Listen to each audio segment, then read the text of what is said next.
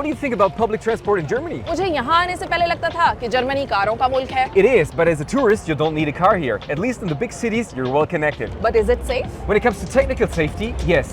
As far as the security situation goes, there can be incidents such as pickpocketing or even harassment. But overall, I would say it's safe. Well, तुम्हें पाकिस्तान का public transport system भी देखना चाहिए। Here in Germany, you have to buy a ticket before boarding, using an app or at a ticket machine. Machines are still very popular, as is paying in cash. हाँ भाई, German technology की तो बात ही क्या है। मुझे मालूम है. And don't forget to validate your ticket in advance. It's a trust-based system. हाँ, लेकिन लेडीज कंपार्टमेंट कहाँ है? पाकिस्तान में अमूमन मर्द और औरतें अलग-अलग सफर करते हैं। Oh really? यहाँ ऐसा नहीं होता.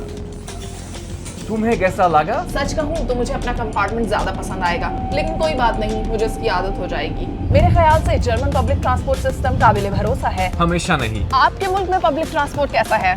हमें बताइए.